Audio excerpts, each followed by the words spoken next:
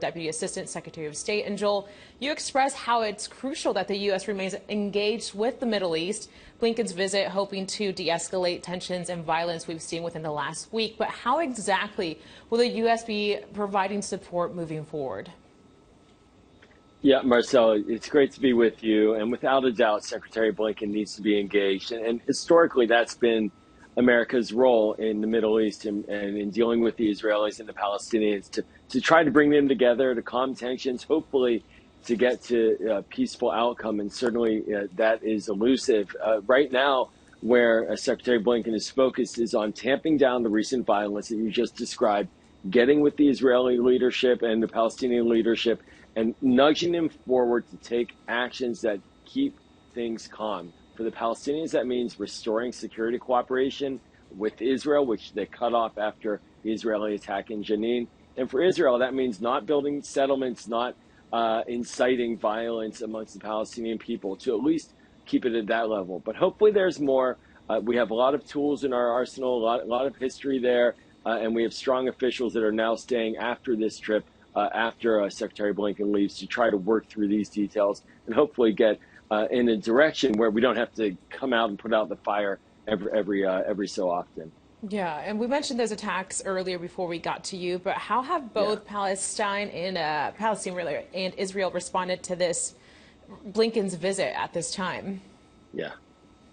Yeah, look, those attacks were devastating. The Israeli assault in Jenin, it killed multiple fighters that were planning an attack against Israel, but it also killed innocent civilians. And then after that, we saw Palestinian attacks against Jewish worshipers coming out of synagogue on a Friday night.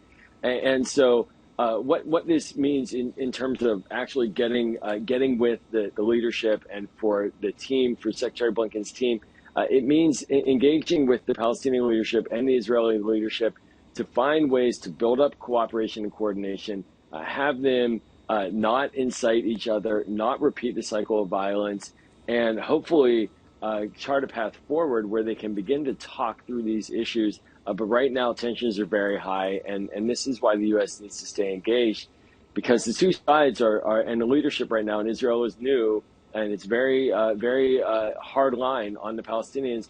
It very well may not go in the direction that Secretary Blinken is looking for when he leaves, and that's what the fear is, and that's why he's leaving officials there to keep a close eye. Yeah, let's talk more about those engagements, because this is not the only big visit taking place. Antony Blinken is also expected to visit China in about a week. What's expected? What do we know about that trip? Well, he is definitely going around the globe right now, and it's very important. One of the critical moments for Secretary Blinken coming up is to say he's going to China. And he's going to China to try to ensure that the Chinese understand the U.S. is still very engaged and active in Asia. We have an ally in Taiwan. He has a lot to discuss with Chinese bilaterally about ensuring that they do not support Russia.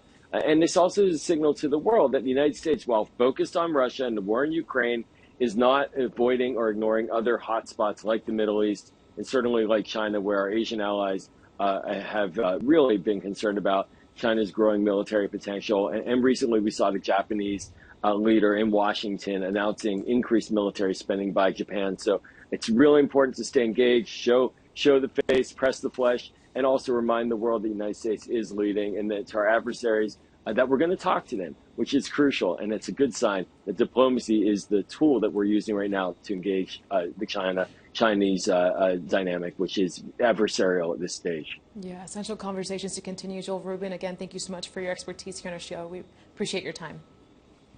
Thanks, Marcel. We're going to be right back after a quick break. Stay with us.